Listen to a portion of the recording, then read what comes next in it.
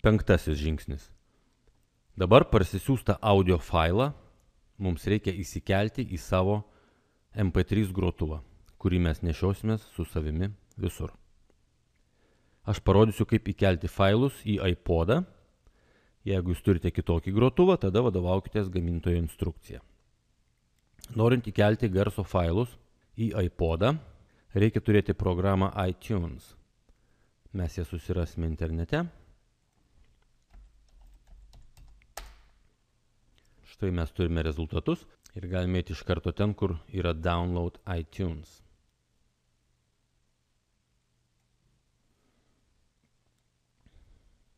Čia mes nieko nepildome, tiesiog spaudžiame Download Now. Atsisiuntę programą mes ją susinstaliuojame į savo kompiuterį ir dabar aš jums parodysiu, kaip reikia įkelti garso failus. Čia yra pagrindinis programos iTunes langas ir dabar, kai programa jau suinstaliuota ir paleista, mums reikia savo iPodą sujungti su kompiuteriu per USB jungtį. Kai iPodas bus prijungtas, atsiras mažytė ikonėlė skyriuje Devices. Štai čia.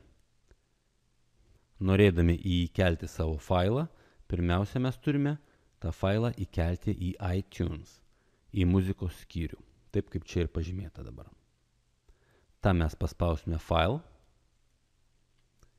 ir Add File to Library.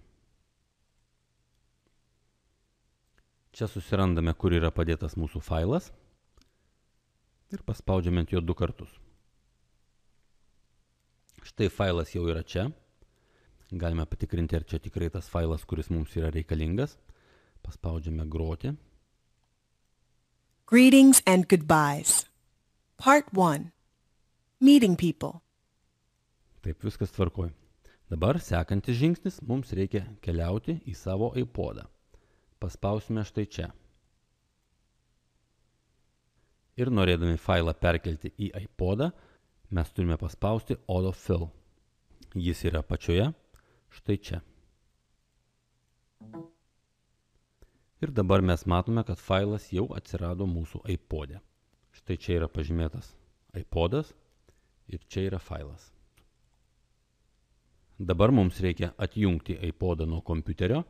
Tam mes turime paspausti pirmiausia štai šitą mygtuką. Pirmiausia mes spaudžiame šitą mygtuką atjungti. Ir štai dabar, kai dingo ikonėlė, laidą galima ištraukti. Čia mūsų 4 žingsnis jau ir baigtas. Čia buvo Gintaras Akulevičius, The Linguist Institute atstovas Lietuvoje. Ir tai buvo 7 dienų anglų kalbos kursas pradedantiesiems, pirmieji žingsniai. Ačiū, kad žiūrėjote ir susitiksime sekančiame žingsnyje.